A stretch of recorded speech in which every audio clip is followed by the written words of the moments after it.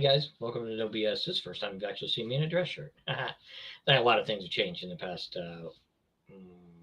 month and a half, so I apologize for not being on the show, but I was in the middle of a operation to help a few people last weekend and a little under the weather too, so a lot of things were going on.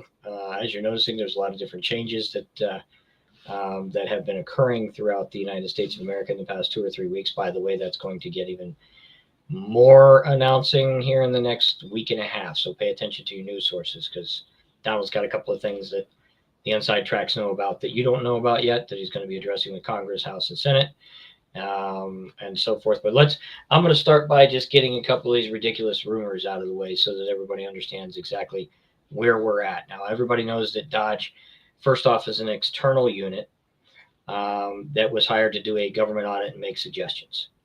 Now, this is not uncommon, by the way.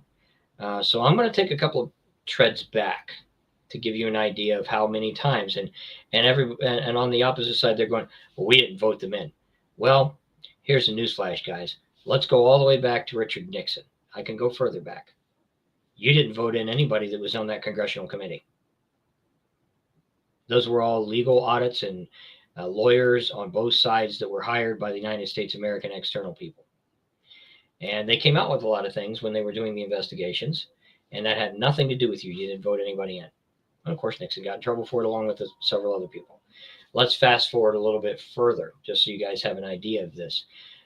During our first situation with United States banks going bankrupt, we hired a audit agency. You can look up the name. I had the name in front of me. I forgot it to put it back out. We hired an audit agency to find out exactly what was going on, and this is the first time that we found out that even though we had gold reserves, we didn't really have the reserves that we thought on gold and fuel. And that we found out that we were bleeding sources where we shouldn't bleed them and readjusted things. This was all during the Carter presidency and then picked up after Jimmy Carter and a few other people. So that was an external agency that was hired that you didn't know anything about. Let's go into our states.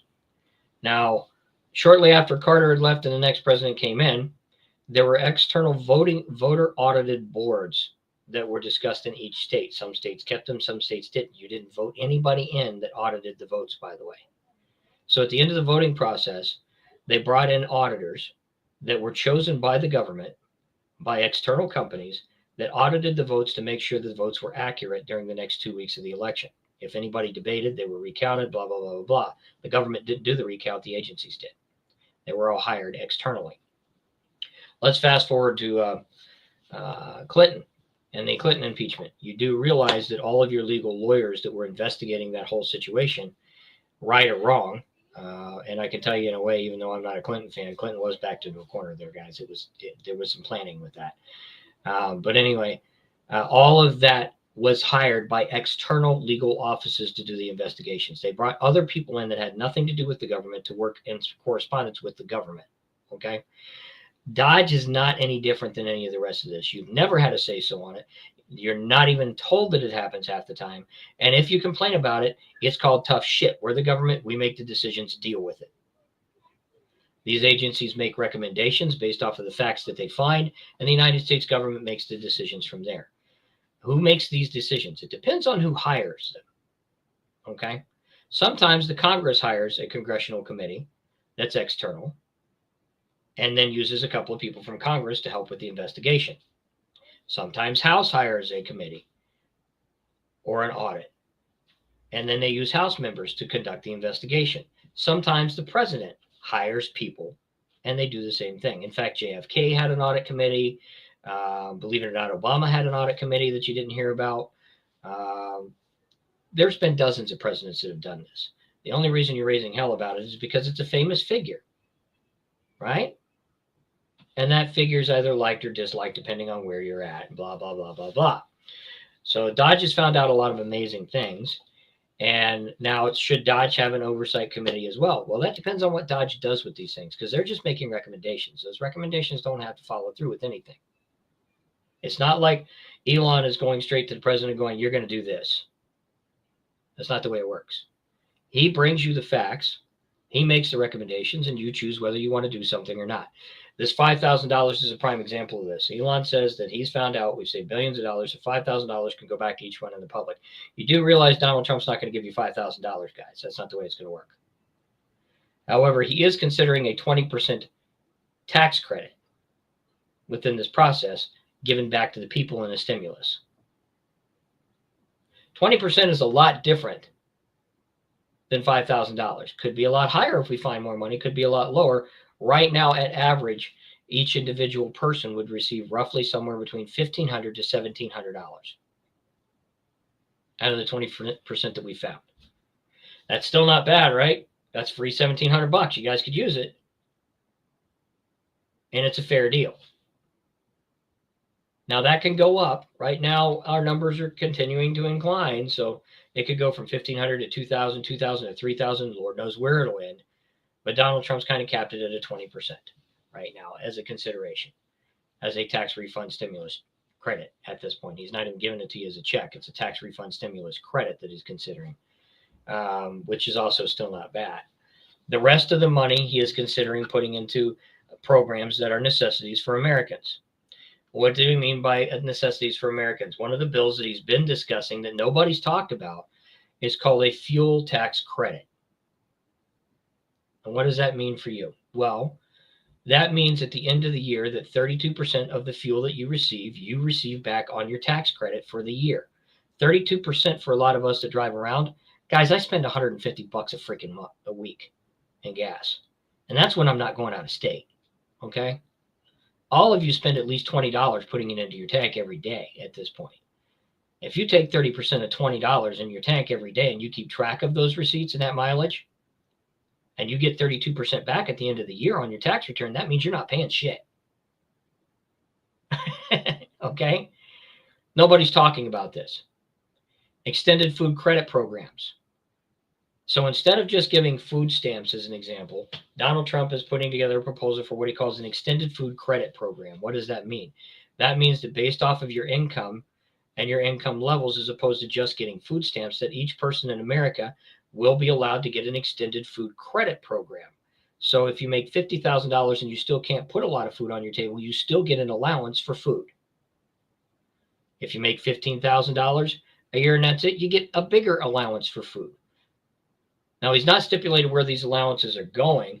My guess is it's also going to be in tax credits, or it's going to be in government assistance programs to replace programs, things along these lines. But these are things that you need to understand rather than say, oh, he's going to take all this away. Oh, my God, we're fucked. And let's address this a little bit. One of the things that came up on Facebook is Donald Trump and the government, the set of Republicans, are ending Medicare and Medicaid. That is not true. Okay, first off, your Medicare and Medicaid is still solid. You have to go through House and Senate in order for any changes to be made in the first place, and then it has to be debated on what's staying and what's not. What we do know is, much like the Social Security program, that within 35 years, if we don't change the programs now, we'll have no money to fund the programs. World, nationwide, state by state or not. So you got a 35-year cap on this that they've lowered down to 25 years to be safe. So what's being proposed right now is a relook at Medicare and Medicaid to make it affordable on the public. What does that mean? Well, some of the people on Medicare and Medicaid still have jobs, as an example.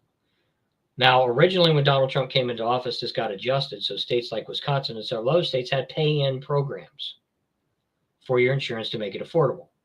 We all know insurance is ridiculous. When Obama took over Obamacare, it got even more ridiculous because now it was open for everybody, but it cost twice as much as it did originally, right? But what they're not telling you is when Donald Trump came in, Trump's programs initiated in specific states made it affordable for every citizen. So if you were already on state care and you had a job, then they evaluated your job and the cost that would make it affordable for you to pay into insurance to get everything covered. This meant you were still paying for your prescriptions in your insurance, but you were paying at a lower rate. And I know this because I was on one of these programs for a short period of time. I paid about $5 to $10 for each prescription I filled for my wife. Those prescriptions cost $3,000 a piece. I also paid in roughly about $25 a month for me and my child and my wife because I wasn't making money at the time. Now, when my money changed, the number went up. If my money changed and I would have went down, the number would have went down. I had to submit my income for approval in order to get to that point. This is what he's talking about with a lot of these programs because it makes more sense. In addition to this, those people that can't work need to be stipulated on why they can't work properly. Now, what do I mean by this? Well, first off, guys, we have a lot of people on Medicare, Medicaid, and social services right now that, as an example, are on opiates. They're drug users. Now, I don't mean to be rude, but why should I have to pay for you to get off of your drugs and get a real job? Okay? I know alcoholics that have taken advantage of situations and they stumble around every day buying even more alcohol, and they're on SSI, disability, and have social services through the wazoo and everything's paid for them. Housing assistance in the whole 9 yards, and they're just a drunk. They don't have a bad back. I've watched these guys go out and literally chop down trees and haul wood into their house and fix cars in their driveway. Some of them, I actually know some people, guys, that are collecting SSI right now that have their own garage in the back and charge people to fix their cars. They have lifts. They can pick up heavy stuff. And they got on disability because they were an addict or they were an alcoholic. Those are the things we have to stop, okay? My own sister, no offense if you're watching, also rips off the government. Now, up until recently, she is ill now, by the way. She's got a bad back from getting hit by a car. But when she started this, she was collecting SSI on her and her 2 kids, and she could work. She could drive a car. She could pick up things. She could do everything that I could do. She just got a doctor that would agree to it and a lawyer that wanted money.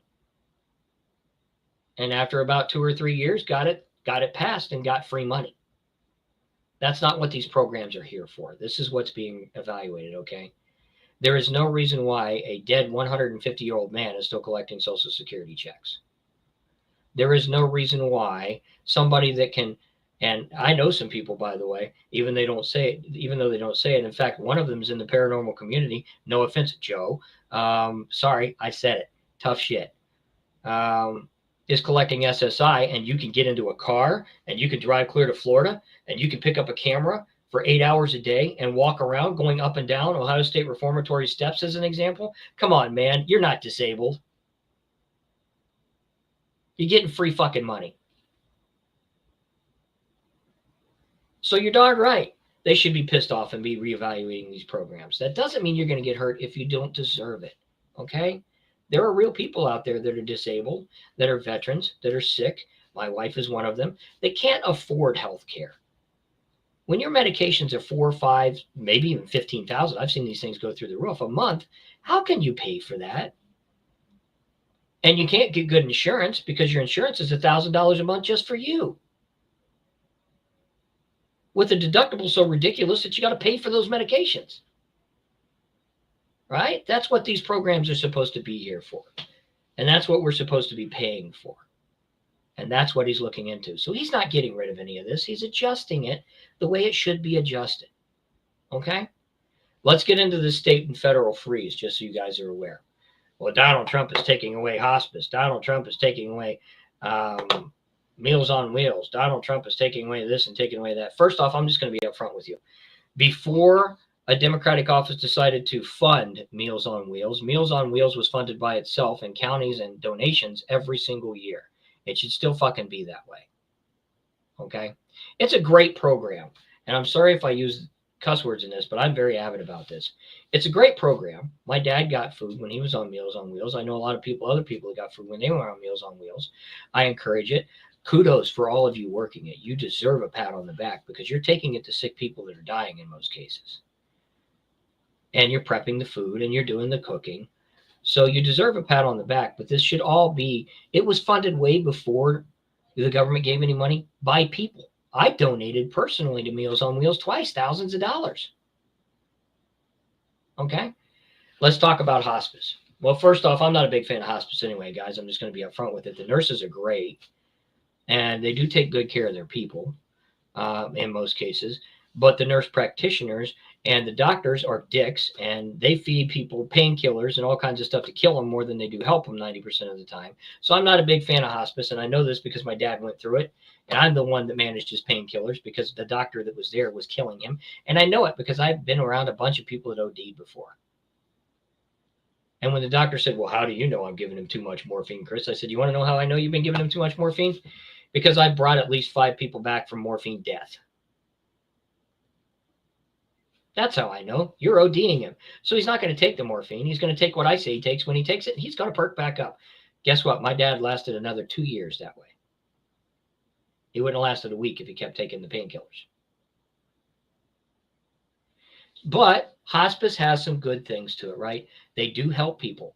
And those of you that are in hospice that help people, again, you deserve a pat on the back because you work really hard at it and you're proud of your job. And it's not easy and you don't get paid a lot of money to do it. And I met some really good nurses and healthcare industries that helped my dad too. So you deserve a pat on the back for that. But let's get into the history of hospice. By the way, hospice was not originally funded by the government either. Hospice started off as a county donation area, and churches donated to it and started their own hospice programs and so forth. And eventually the government decided to start paying into these programs. Why can't it continue that way?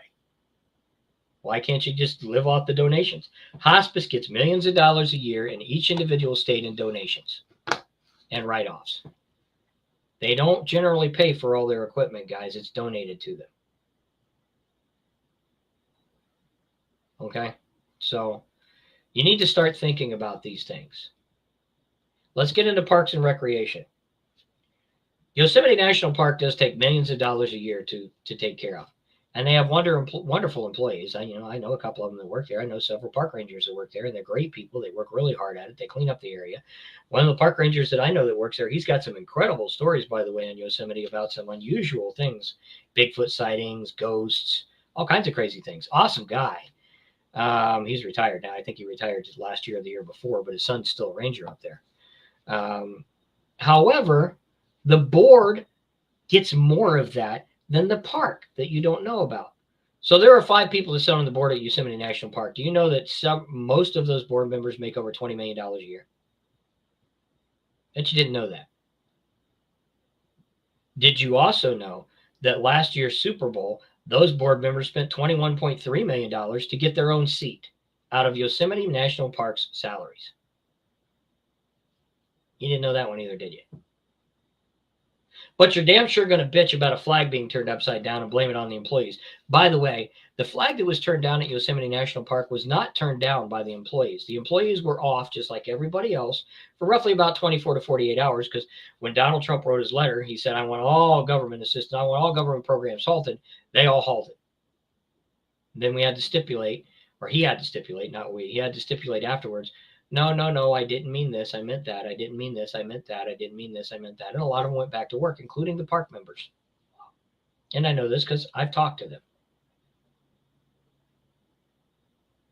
The park members didn't turn that flag upside down because they had no reason to turn the flag upside down. However, during this process, a group of Native Americans, which are notorious for attacking several monuments, especially around their areas, did turn an American flag upside down. And the pictures got taken and smacked all over social media. And now the employees are the ones doing it because they're upset. Do your research before you spout off, which none of you seem to be doing lately on the liberal side. What you're saying is nonsense and stupidity. Donald Trump met with Zelensky this weekend, right? I don't know how many people saw that. I don't know if you saw, I don't know how many people saw this. So they had an interesting conversation with Zelensky, and Zelensky started firing back. And of course, Vance, as we know, opened up a little bit, and Donald Trump opened up a little bit, and it seemed like there were threats being made. Now, first off, Zelensky's threat, as he addressed after the fact, wasn't really a threat from the Ukraine attacking the United States, but he did make some statements that we wouldn't know if Russia were to come after us, because we have water on 2 sides of us. It's massive. And in a way, he is correct. One of those is just neighboring across Russia. They could easily attack us. We all know that. We've known that for years. Obama destroyed that, by the way, because we actually had a nuclear defense tower out there that is now abandoned rigs all across one side of that had defense missiles, and he disassembled all of it. just so you guys are aware, making us 100% vulnerable on that side of the ocean through the nuclear peace treaty. Oh, we'll take all these down, but you got to take your nuclear missiles down too, was the agreement. That was the dumbest fucking agreement he could ever made, because Russia didn't remove all their missiles, but they don't have as many as you think anyway. That's a whole other story. Anyway, he's right there, but the way he stated it was wrong. And what he doesn't understand is Donald's already spoke to Putin twice. And any of you that's paid close attention know that because he said so. Okay? And our stance on this with Donald Trump is this is not our war, which he's very clearly stated to Zelensky and Putin. This is not my war. This is not the United States war. I don't want to be a part of this, and neither do they. We can provide aid on either side, but aid is different than providing military weaponry for war. And he's correct. The one thing the United States nations have stood on since we bombed Hiroshima and realized we made the mistake is we are a governing peace entity, not a war entity. Our job is to make peace, not war. And after we bombed Hiroshima and realized the mistake that we made, we have governed through that almost the whole time. Now, we screwed ourselves a couple of times, right? I mean, we went over into some Afghanistan wars that kind of screwed us. Iraq and Iran from time to time kind of screwed us. The Vietnam War screwed us massively. So we get wrapped up into a lot of these incidents that maybe we shouldn't have got in. Maybe we got in for the right reasons and ended up the wrong reasons. But nonetheless, the idealism was because we were there to keep the peace. And the ultimate goal was to keep the peace. We didn't do that with Ukraine. Our goal was not to keep the peace. Our goal was to keep feeding weapons, which is not what we do. Okay? We don't do that. Sorry, nicotine habit. One of these days, you guys will be mourning me because I died of cancer. So, when he sat down with Zelensky, the ultimate goal, as he responded afterwards to the American people, was that, look, I do not want to be a man of war. I want to be a man of peace.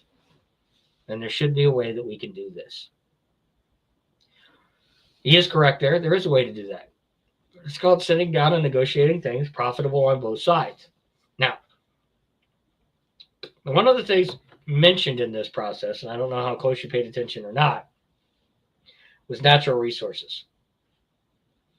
The Ukraine, along with everything else, every other foreign country has a lot of natural resources we can take advantage of. So if we are providing federal aid, then we should also be getting something in return, which we're not. And federal aid should be stipulated as federal aid. Now, this is where you get into UNICEF and all these other things throughout the years that were covered up. Sometimes we did actually, guys, give federal aid, but we weren't giving the aid that you think. We just said we were giving aid on medical supplies and all this other shit while we were dumping weapons in and taking weapons out and dumping drugs in and taking drugs out. And you're starting to see this because you're realizing through these reports that Dodge are pulling up that this has been going on not just through the Democratic situation, but going on through everything, right? And you're going, wow, why exactly did we spend $20 billion over here in Colombia? And why is it that we got this much back, and what's it for? And you know, you're starting to ask all this, and you're seeing the Democratic side pop up on social media because, come on, we paid for transgender surgeries. That's a little ridiculous. You know, things along those lines, but you're not seeing the whole story. You're seeing the questions from that whole story.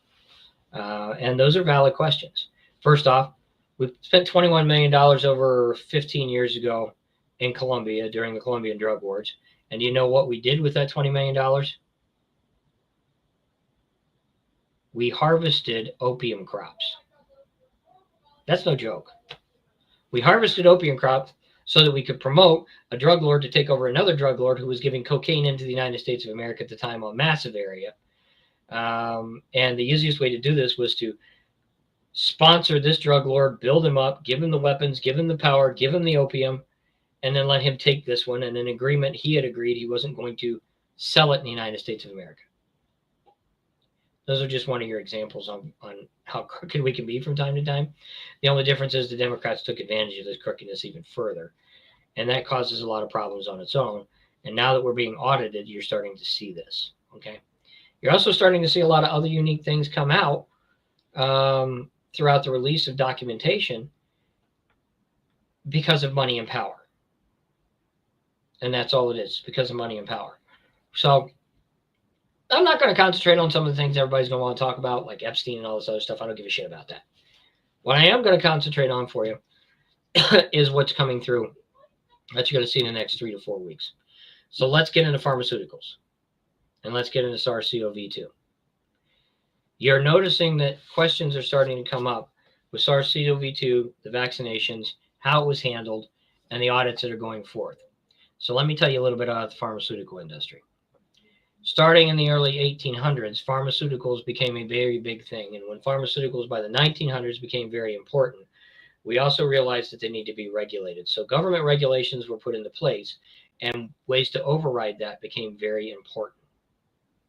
Pharmaceutical industries started to dump $27 million into this politician, $127 million into this politician, $13 million into this politician, $45 million into this politician, so that the politicians could look to the left instead of the right, or the right instead of the left, and ignore the bills that were coming through. Then pharmaceutical companies realized that they could get away with charging, as an example, a drug like Vimpat. Vimpat, just so that you are, lacosamide, is designed for anti-seizure disorder and depression, that in Europe right now costs, their highest milligrams, which is 250 milligram tablets, cost $27 a month. Let's fast forward to the United States of America, $3,925. Big markup, right? Because they make a bundle and they support politicians who overlook the other way and allow the bills to get passed. COVID-19 was the same way. Now, I'm just going to break a few laws here, and I'm going to get in trouble for this, but I don't care. You need to hear it. During the start of COVID-19, who was running the race? The state of Ohio, a wonderful doctor who is now retired and doesn't even comment, Governor DeWine and several other people were running the race of how to treat COVID-19. At the beginning, the CDC offices, before we had a couple of people like Fauci take control, started to release comments about how COVID-19 was being treated very specific ways because it's an additional coronavirus, and the expectations were that within 2 years, we would find out after, they explained the whole thing. They broke down a whole thing that you could see. Right now, our biggest concern is with mass spread. In case this virus mutates right now, it's not mutating, but if it does mass spread, we want to have facilities available. We want to have stuff available. Let's concentrate on building these facilities. Let's concentrate on getting this stuff available just in case. But here's how we predict it to happen. It's going to enter into the United States. We're going to get false predictions for the first year because this is the way it happens with bird flu and everything else. The false predictions are going to deduce about anywhere from a 3 to 5% death rate, when we find out that it's going to be roughly between 1.1 to 1.9%, probably right around 1.2 or 1.3% by the end of 2 years. It's going to mutate 5 more times after this, causing several other illnesses. Though we will probably find a vaccination for it, it is not necessary because the human immune system will adapt like every other SARS-CoV, like every other coronavirus has happened. And in the end, we're going to lose roughly between 1.2 to 1.5% of the population from SARS-CoV-2. This is all predicted ahead of time. In order to make sure that we limit and prioritize this, to make sure that we have the supplies in case we're wrong, we do recommend for a 7 to 14-day period a stay-in-place order so that we can build up the necessities in case this goes bad. We don't believe it's going to go bad, but just in case. So this is the process we started to do. And then you notice all of a sudden House and Senate got involved and Democrats got involved. There were big debates. And now 7 to 14 days and building up supply centers for a disease that wasn't getting bad and was marking right on the goal CDC said, got terrible. And now all of a sudden masks had to come in. And all of a sudden 14 days became 30 days and 90 days, 120 days and 6 months. And you were forced to wear masks. And you had curfews in some states and so forth. All because people wanted to push during this process and make it to be worse than it was. In return, numbers got shot up and vaccines went out the doors that were untested. But what they're not telling you is Pfizer had been working on this vaccine for almost 11 years. And this protogen vaccine was designed to alter your DNA. The idea in altering this DNA was not so that they could shorten your lifespan, but it was because if we could attack corona and alter the DNA to stop corona, then there would be no more corona. The problem that they ran into with all these tests that you're now finding out, because all of this information is starting to get released, is altering the DNA also caused other illnesses, because America is one of the largest chronic illnesses in the illness states in the world. We poison everything with chemicals. It's causing a lot of the other chronic illnesses to become severe illnesses because we alter this DNA path, but we didn't consider this. We altered this DNA path and we didn't consider this. So it was never passed through until SARS-CoV-2 came in. Ironically, making Pfizer billions of dollars overnight, even though the vaccines were given by the United States government, because the government was still paying for it. You were getting it for free, but the government was paying for it. It was a win-win situation. They had control, forced you to get the vaccines, knew they were in control, the politicians were making money, Pfizer was making money, and it was all a big fucking lie. Millions of emails addressing this from doctors, including the head of the state here who resigned her position, were going out, and I know because I helped manage those emails, talking about all this, and was all silenced. And you were told you were going to go to jail if you opened your mouth. Eventually, I quit my job, which was just sending emails to the right places, because I felt so disgusted I couldn't do it. And I'm just one small employee. All I did was get the information, go in, log into the databases, make sure that they got the information and it got sent to the right place. I didn't even read half the emails because I didn't have access to them. But the ones I did read became questions right off the bat that I can't even talk to you about, or I go to prison. All because politicians wanted control. And they saw a weakness in Donald Trump that he wasn't ready for because he'd never been president. Now he learned his lesson and he's back and he's doing it the right way. And he's picking the trust of his staff and he's digging in right off the bat and he understands where the corruption and crookedness is because he got hit with it. And they wouldn't leave him alone because they knew at that point he got hit with it. They wanted him to shut up. I mean, after all, they shut everybody else up, right? And you can't shut Donald up with money because he's already got money. Now, I'm not saying Donald Trump is a 100% innocent man himself and that he deserves praise as being a saint, because that's a lie. Donald's got his own crooked business, and he has been for years. But he believes in the United States of America because even though he was crooked, that's what got him here. And you can see it in his actions, okay? So you're going to start seeing that this is a money racket. That all of you that took the vaccinations that were untested in the first place, those vaccinations didn't matter. Half of them don't even work. They never did. They're causing chronic illnesses to surface higher because it's an altering vaccination to boost the immune system. And it was all for money. And because they're billion-dollar organizations, they're untouchable. We're going to find out all this. There ain't shit that's going to be done anyway. Because they're untouchable. So we're going to have to learn our lesson and make sure it doesn't happen again. That's your lesson there. If you think these people are going to go to jail and they're going to get convicted and they're going to stand on trial and get stuck in these prisons, you're living in a fantasy world, brother, because that ain't the way it works. Once you get past that multi-million-dollar status and you're into the $120 million status, $220 million status, $1 billion status, you're untouchable. And even if the government tries to take you down, you just move your money to the next one and they're going to cover your tracks because they want your money. They're untouchable. But we damn sure can make sure it doesn't happen twice. We'll put the laws together and that stops it for another 25 or 30 years until somebody finds a way around that law and does it again. And they will every time because that's the way making money is. So let's move past that. Let's move on to another couple of things that you're going to find out, okay? Corruption when it comes to money and documents is not an unusual or hidden thing. In fact, the reason Elon Musk is so good about finding it is because Elon Musk himself has been a part of it. He's a billionaire. As a billionaire, you do crooked things. Okay? This is just what it is. So what you're going to find out next is, how do we do this? How do I make things work to my advantage? Well, when I got a lot of money, I have to cause a lot of chaos. So you're going to find that millionaires and billionaires are involved in a lot of different programs that they donate money to that look in the forefront as good causes that are backed by bad causes, right? Now you find that out with Soros a lot.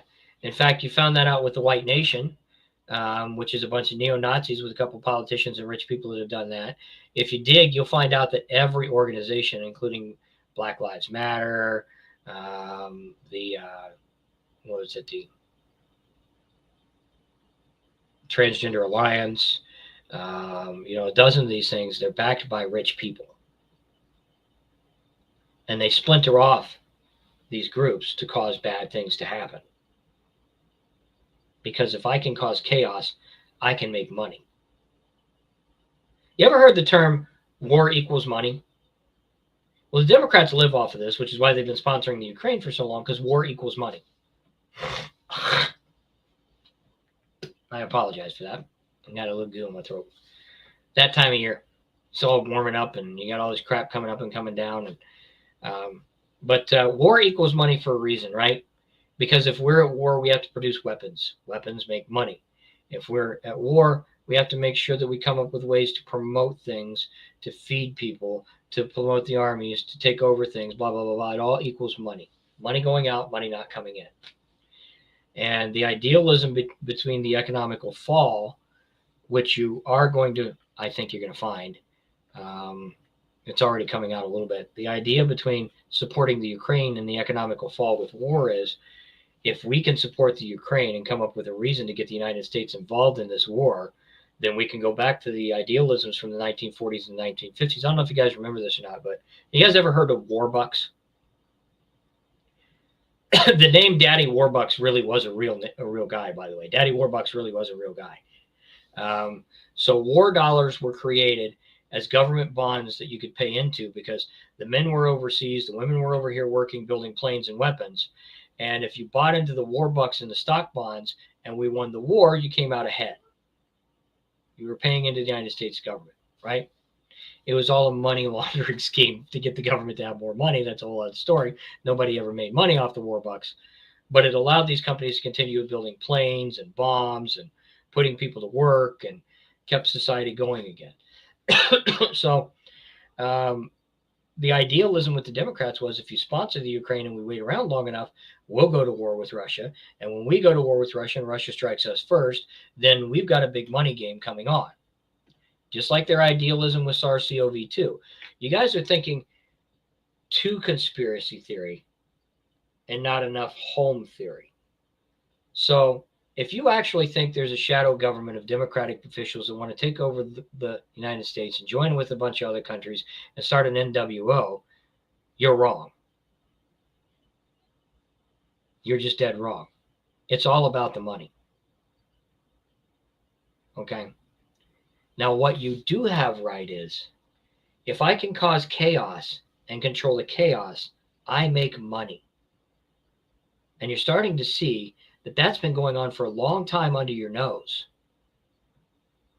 Because all I got to do is manipulate a little paperwork, cause chaos to the left, and hide the paperwork to the right under bills and passes and notions, and we all make a bunch of money off the American people and everybody else.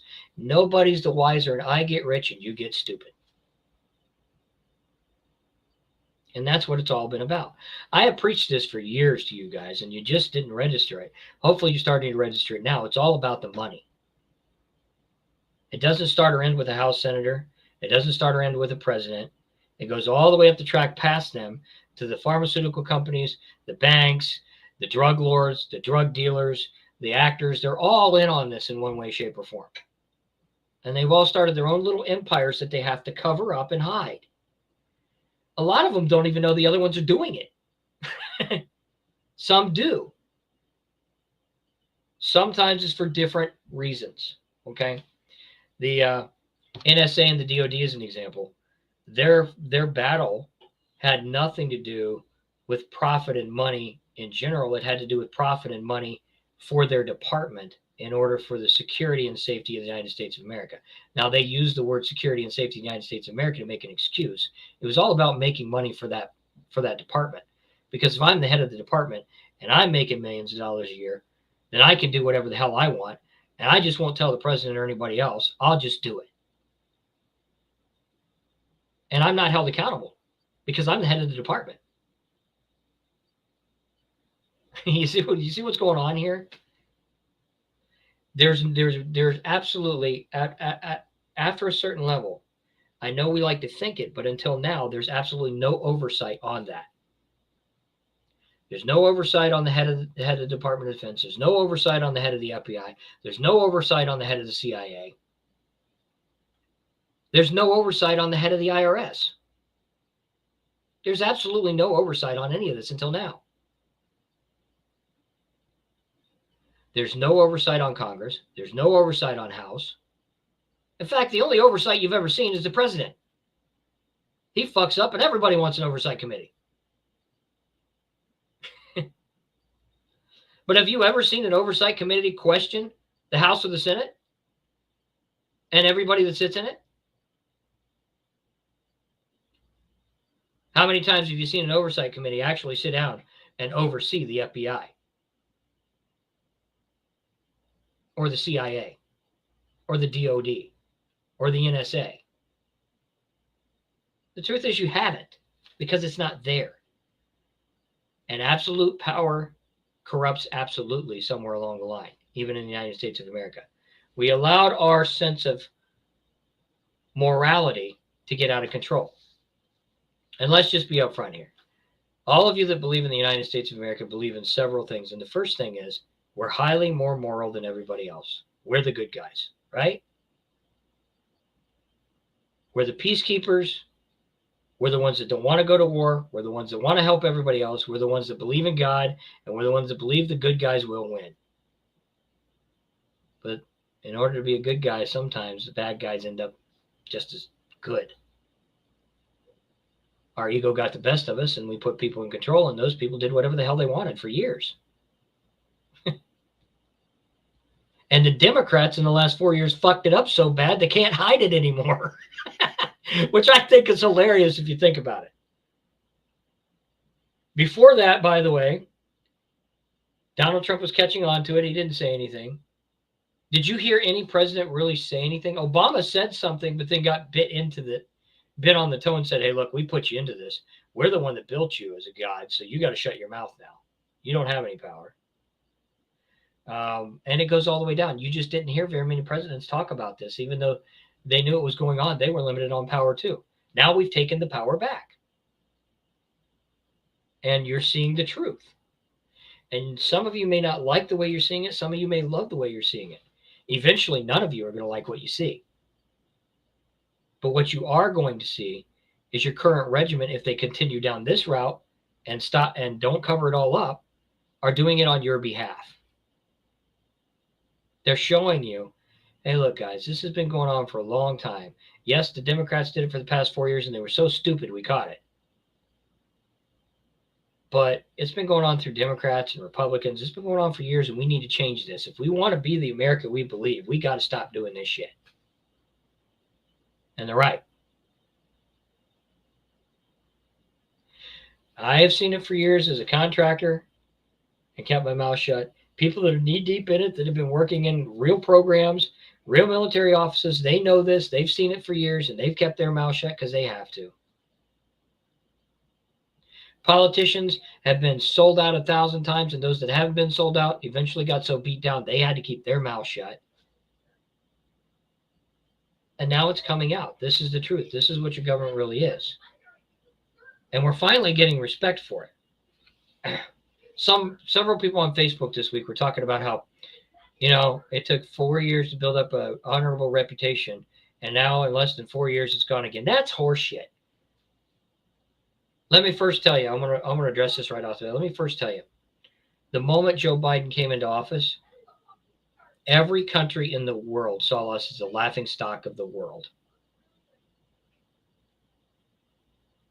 More wars than in the past 20 years broke out. We did nothing. We said nothing. The economy crashed as other countries took control. We did nothing. We said nothing. And everybody saw that we were the weakest we had ever been. And we almost became a third world country.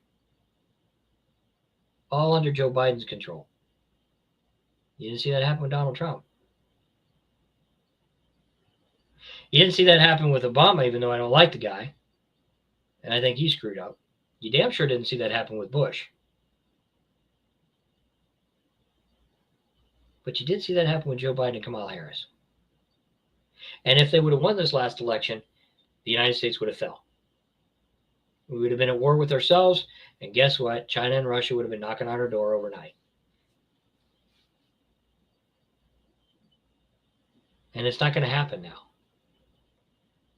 In the next year and a half, you're going to find out that Donald J. Trump and J.D. Vance is working a deal with Putin, and we're going to stay out of the Ukraine. And hopefully we're going to help with negotiating some sort of deal that works to all of our advantages, which is what he's looking forward to doing.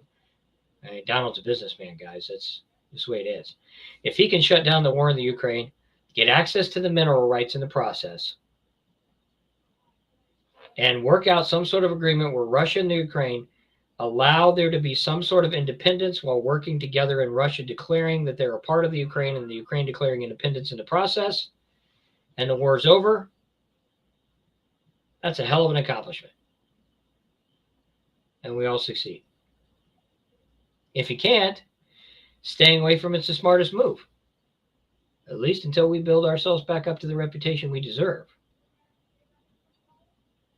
And we're getting there. So I know I've been ranting on a lot about another thing. Before I go to break here in a minute, I want to take a personal note. Somebody very, very dear to me, just like Jason from the Power Rangers, and I might actually shed a tear on this, just like Jason from the Power Rangers several years ago that passed away, who helped me through a very hard time. At one point, guys, I was losing everything, and I was struggling, and I was contemplating suicide, and I was going through a lot of trouble, and I was drinking a lot during this period of time, on a lot of painkillers at the time.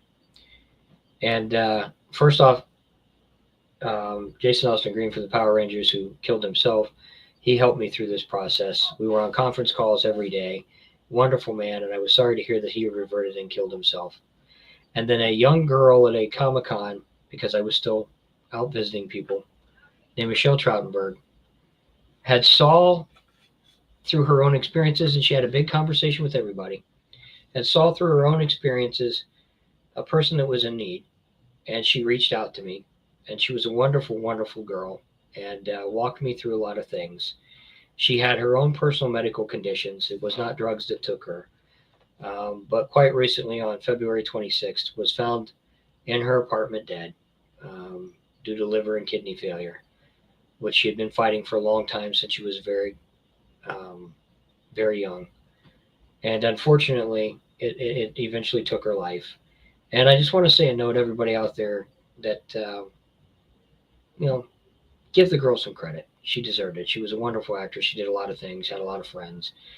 And understand that depression affects everybody.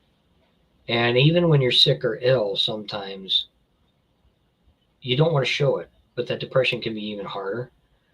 And Hollywood, it can be really, really tough. So I know a lot of you guys are concentrating on Gene Hackman and these other stars, but take a moment this week to honor a young girl that spent a handful of time in movies and 2 years on Buffy the Vampire Slayer. Support her family during the funeral and give her some credit she deserves, because she really was a good girl. I'm going to go to some commercials here and have Carl put them up, and then we're probably going to cut out a little early, but then we'll spend about another 15 or 20 minutes. You can feel free to start commenting if you're watching. If not, we'll just talk about a few things, and that's about to come. So let's look at the commercials here, and we'll be right back.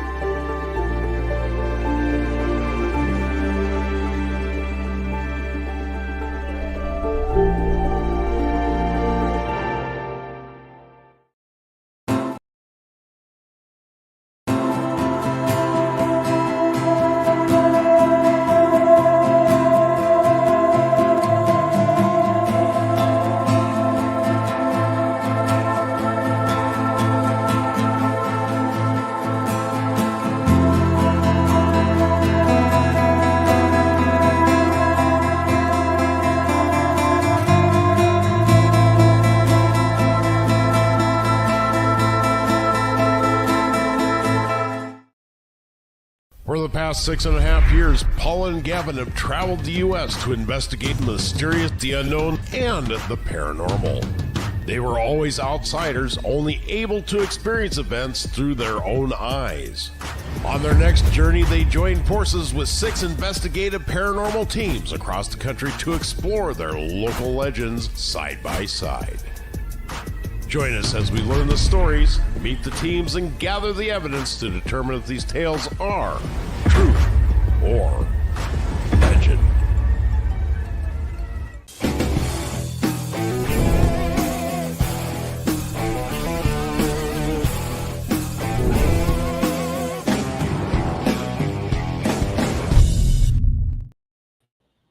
So Truth or Legend, just so you guys are aware, is now on Tubi and Netflix. You can search it, but you're more than welcome to watch it. I helped produce 6 of the shows. The first one primarily I gave a lot of advice on, so you'll see me as an executive producer there. I do encourage you to watch it. Gavin Kelly's a good friend of mine. Nice guy. He worked really hard on it. It does still have a couple of things that could improve on, but now that he's out of video schooling and so forth, I think he'll probably catch on a lot of that. So you guys are aware a lot of times the TV shows, even though the paranormal is starting to die down, so you're going to see a lot of this just kind of go away. TV shows and reality TV shows have their own set motion script. Now, a motion script is a little bit different. They have a different name for it in Hollywood, but I'm just going to break it down as motion script just so you guys are aware. A motion script is a little bit different than a standard script. Standard script has your plot set out, your voices, each actor, blah, blah, blah, blah.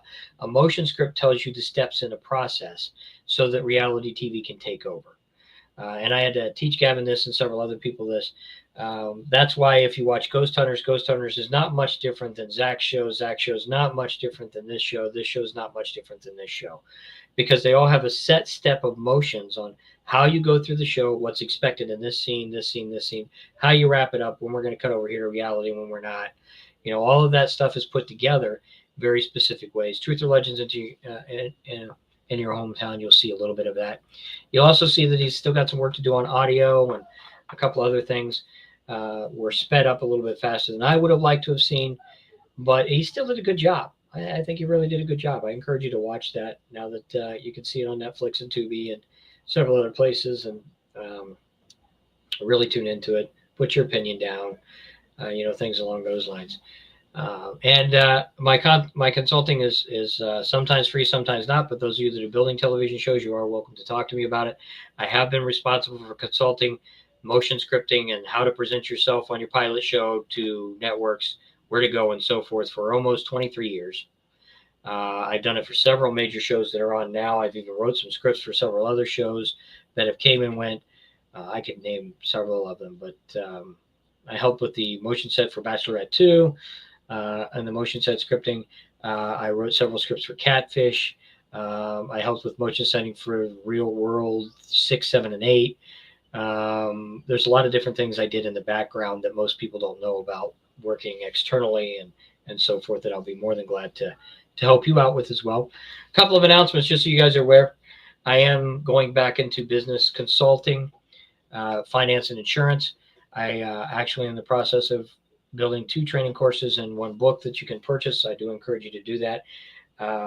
As you'll notice, if you ever talk to me, I'm lousy at spelling. I've got 4 AIs across 4 screens here to make sure that I spell properly this year, which is my goal. Even with my writing, I have to run a AI program and have an editor look at that to make sure my punctuation is correct. But I am awesome at consulting and teaching you how to build a business, where to go with a business, what you need to do with a business, and the step-by-step process in business in order to do that. I have literally built companies from ground 1 to multi-million-dollar companies today, including constructing Time Warner, which is now Spectrum Cable's call center, and helping with their legal and financing rights. Sears and Roebuck's call center and their whole window and door industries setup. I helped with Dish Network call center for almost 15 years. I helped build DirecTV's call center for 10 years. I helped build that and all the processes in that. The list goes on and on and on behind the scenes, which is a part of what I do on a regular basis. I am starting that again. I miss it. I miss the consulting. I miss the motivational speaking. I want to build the next millionaire. I want you to be a part of it. If you've got ideas, send them my way. If you think you've got a business that's going to work, send it my way. I will guarantee you I will make it to the next level, or I will not charge you a dime. And I will make it to the next level for you. You'll be the next millionaire. I guarantee it. Because I've done it. This is my 23rd time in less than 23 years that I've made people into millions and billions of dollars. I enjoy doing it. I should be the billionaire myself. Many people have told me I deserve to be that, but at the end, you can't do anything with money, guys. But I can take my reputation with me that I made you that next billionaire. And hey, if I do my job right and you want to keep paying me for that consulting and give me the proper position, I'm game with that. Most people don't at that point, but I got you there. So we're going to be doing that in a lot more detail. As you can see, I'm a little cleaned up, right? There's a reason for that. You're going to see a lot more of that as well. You're also going to see the red tie and the blue suit.